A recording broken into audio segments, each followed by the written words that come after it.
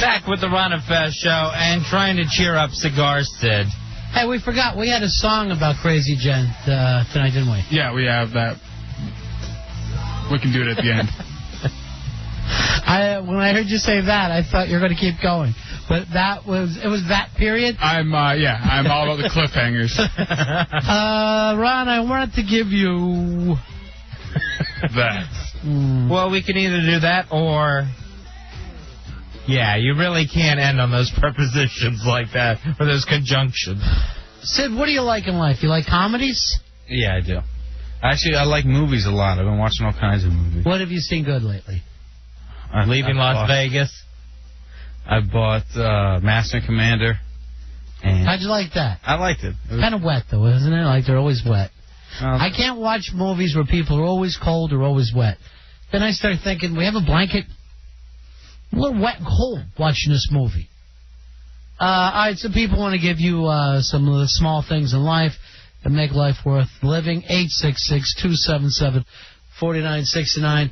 Here's Joe. Joe, you're on the air. How are you, buddy? Pretty good. Joe, what do you got to cheer up Cigar Sid? Well, I wanted to tell him to take a step back and appreciate the fact that he's got two cool guys like Ron and Fez to hang out with every night. So true. You got me and Sid. Sid, you got Fez. And then you also have your mentor, Elfish.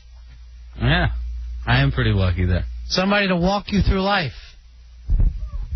Someone who's going to show you the roads where the mistakes are on. Because they're most traveled. Elfish, if you're listening, call back. And maybe you'll come up with a nice day for Sid. Here is Mike. You're on Ron and Fez. Hey, what's up, guys? Hey, buddy. All I think Cigar Sid needs to do is just go down to Old Country Buffet for a night. What do you think of that Old Country Buffet?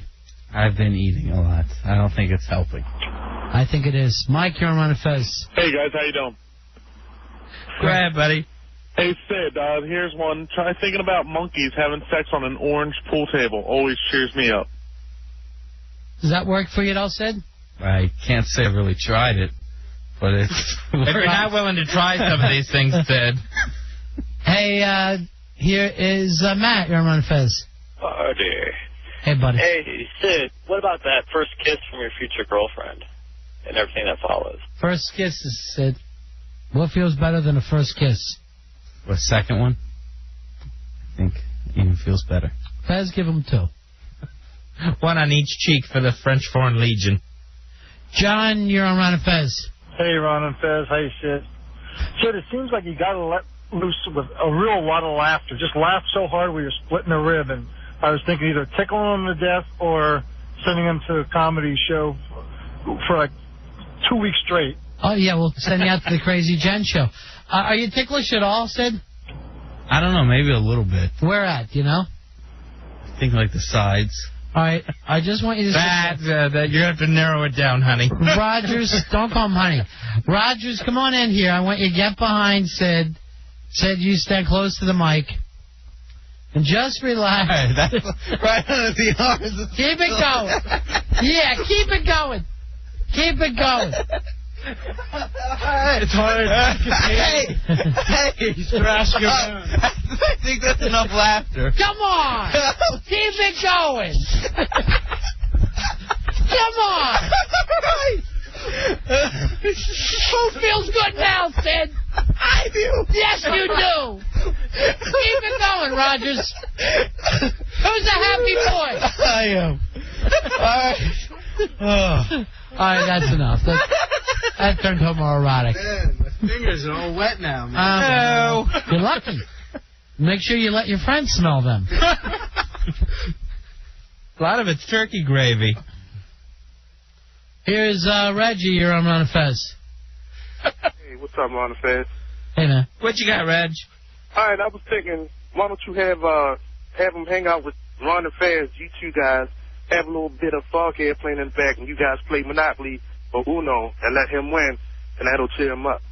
Hey, some Foghat Uno? Yeah, that's I'd love right. to. That's right. Listen to this song. Draw 4. And you know what we think when it's Uno time and when it's Foghat time? It's tickle time. Rogers, go ahead. No, it's not tickle time. Yes, it is. Yes, it is. It's not tickle time. Yes, it is. Here's the big good part. I don't know about it, but I'm totally cheered up. Here is Mike. Mike, you're on Fez. What do you got for Sid? Sid, the first thing you got to remember is you're not alone. We've all been there. We've all been down. Yeah. You know, I remember years ago, I found myself in the middle of a bad marriage, really depressed, and these two words always brought a smile to my face: cocktail waitresses. Well, he's not old enough to drink, but just the thought's got to make you feel excited, right? Yes. Joey, you're on Fez. What do you got for Sid? Hey, man, I was thinking porn, but this guy sounds like he's getting too much porn. He needs to go out and get himself a whore. Yeah, I got plenty of that. What's your favorite porn, Sid? What's the go-to porn for you? I got a lingerie porn I really like. Yeah. I'm a softcore fan. You don't like it too hard? No. You don't want to see anything? I'd like to shoot a tickling fetish video in here. Here's Chad. Chad, what do you got for us? Hey, man, what's going on? We're trying to cheer up Cigar Sid. What do you got, buddy? I got a big, long bicycle ride for him, listening to Foghead, and he'll be doing two things. He'll be saving gas and getting exercise. Let me tell you, if he's on a bicycle, it is going to be a slow ride. And let's do one more, and then, Sid, you'll have to pick a winner. Doug, what do you got? Ron Fez, you guys are great. This guy is bringing you down. I mean, he needs to grill up or just shoot himself in the head. All right, so shoot himself in the head will be the final. Yeah, that would work. I mean, he's just causing everyone misery. Yeah, he has been. Are we cheering him up or you up, sir? Doesn't matter either way. The thing is, people, it will be funny, especially when they try to haul him out of here. All right, Sid, you have to think it over. You had a lot of nice people, a lot of nice ideas. Which one grabbed you? Which one made you really feel like life was worth living? Which one gave you the happiest thought to go on? I would say John with comedy tickling. John, you're a big winner. The comedy and tickling work. And just to prove it, Rogers, send us. It's working. Look, it's working. They're laughing. I'm telling you right now, if you can see this big mug of his and how happy he is being tickled. It's beyond the Pillsbury Doughboy. You know, the closest thing is some kind of Frosty the Snowman, happy birthday look he gets on his face. It's kind of like a Care Bear starts laughing. Because his arms go way up high around his big cheeks. Well, those tiny little arms. He's such a big boy, and he's got those little T-Rex arms. That's true. But it does look like someone is tickling a baby. Or scavenging around for food. All right, Sid. Good work for you then, buddy. Thanks. I feel a lot better. You seem a lot better. I do. I do feel better. And congratulations to John, who picked up the WWE tickets for Monday Night Raw next Monday live at the MCI Center. Tickets on sale now. Hey, Chapin said he looks like a 19-year-old Gerber baby. I do. If they made Gerber food for teens, I'd have you sell it. They actually tried that once. They thought adults would like to eat out of little Gerber bottles. Well, what happened is that so many mothers will sit there and eat that. And it's only because they're so busy. That's why, not because it's good. Especially their vegetables. Oh, it's just the color that's different. It's just kind of like one kind of paste. Oh, I don't know. If I taste like the turnips, I could puke on it, man. It's just terrible. And then, like, you try to act like when you're trying to feed a baby, like, oh, look, I'll just say, forget it. Well, I'm going to make some French toast for you. I know you're only 6 months old, but I'm ready to fry up some toast. Well, it's amazing. They just mush up some peas into a paste, and, you know, what adult would eat that? You're trying to give it to a baby. It's the taste alone that's so hideous. I mean, I understand that they can't sit there and eat real peas, but it doesn't taste as good as mushed up peas. All right, Rogers, come on in here, buddy. You haven't been with us for how long? What have you been up to lately? I lost track of time. Yeah. Drinking still? A little bit, actually, yeah. Drinking like Lincoln? Yeah. You told me you had some big story you wanted to tell me in Fez. Yeah. Well, you guys were on vacation. Yeah. And, I was feeling a little sad because I still want to come in. Mm-hmm. So, I fell asleep. I was watching that Sex and the City on the DVD. Why? Somebody told me that there was some nudity in it. And I was like, I figured, I'll give it a shot. What the DVD cost? Yeah. Someone from work gave it to me. Okay, so you got the hots for who? For Kim Cattrall. Yeah, I always had the hots for her. So I was like, oh, that's awesome. But they lied to me. You know what I mean? There's like 4 seconds. And I must have watched both seasons, fast-forwarding it. You watched 2 seasons of Sex and the City? Well, kind of. I was fast-forwarding it, so I stopped every now and then to kind of hear what was going on. And, when I did, it was just depressing. I was just sitting there talking about... Yes, it's Kim Cattrall. Yeah. I've never watched one episode, so I wouldn't know. I tried watching an episode, and I couldn't believe it was on TV. It was that bad? Yeah, that Sarah Jessica Parker just screaming in people's faces. It's supposed to be a normal conversation, and she's like climbing on top of people. It was very odd how jumpy she is.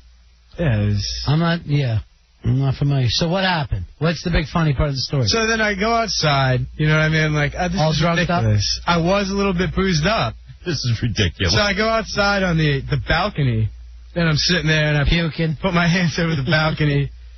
It was getting it was at that point where it was getting dark, so it was, messing with my head a little bit, when you've been drinking a little. Sometimes it's exciting. But either way, I go out there, and I'm sitting there hanging over the balcony, and this sparrow flies by and hits me in the side of the head. And I'm sitting there, I'm like, oh, this guy over here, he's coming by. I was like, you can't do that. And then his friends are all flying around. From what I recall, they're just flying around, and he came by again.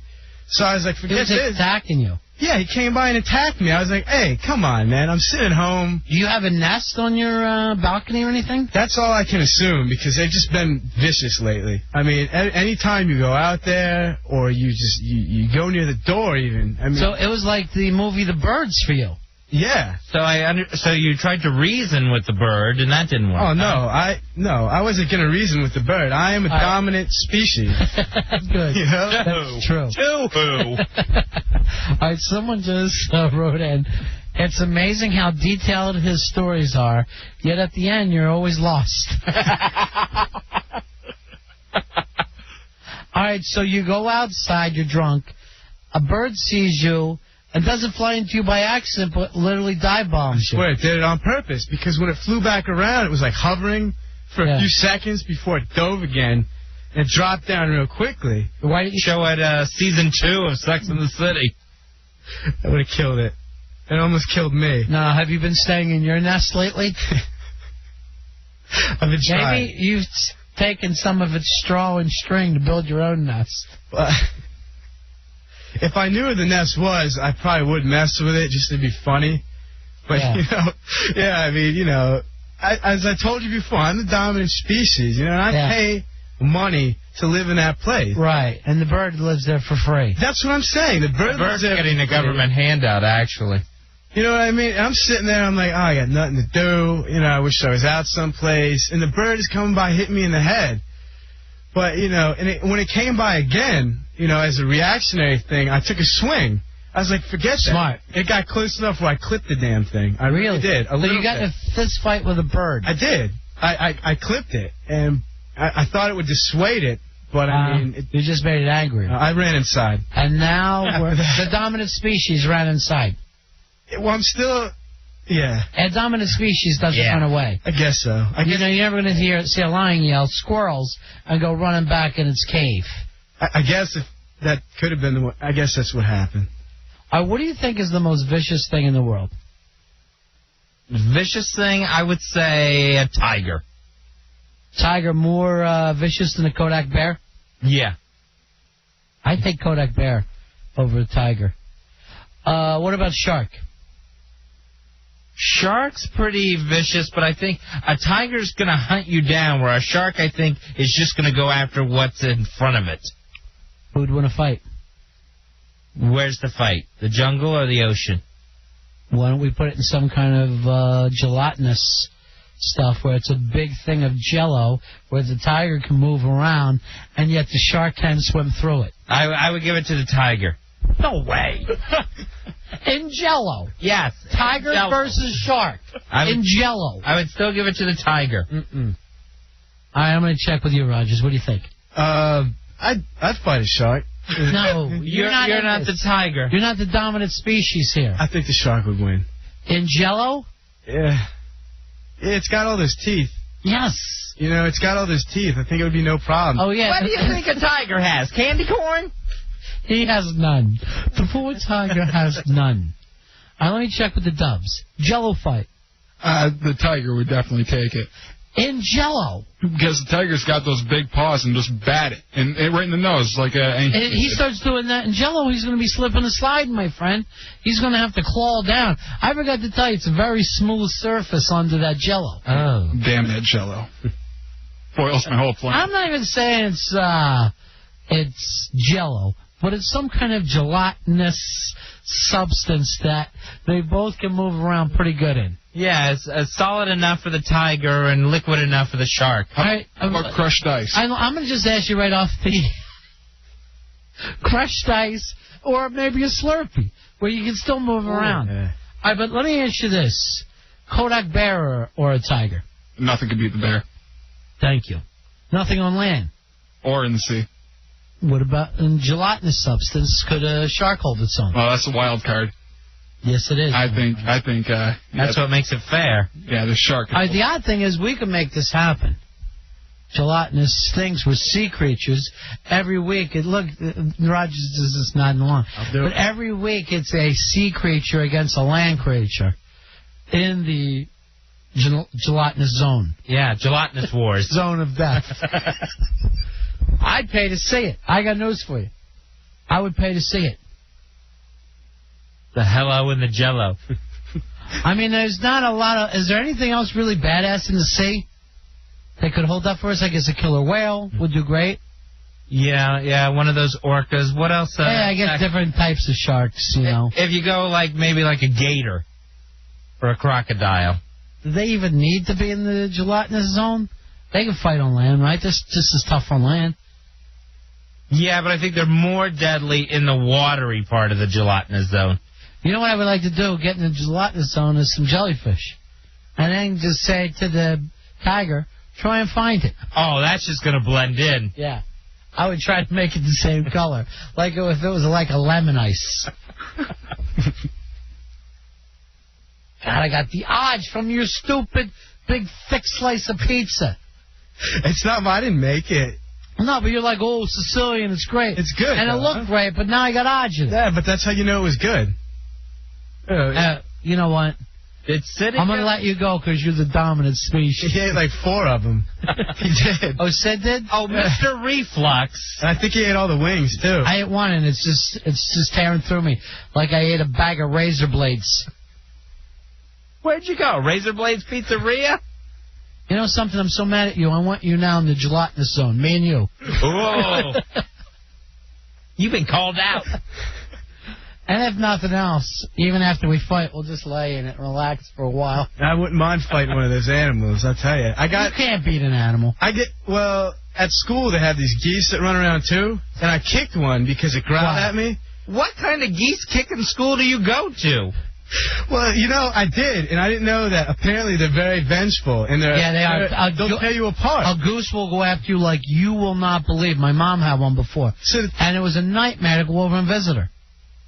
Yeah, it was a nightmare. And they'll hold a grudge. Hey, one time, I'm out with my friend. We're like in high school at the time, and we were partying a little bit.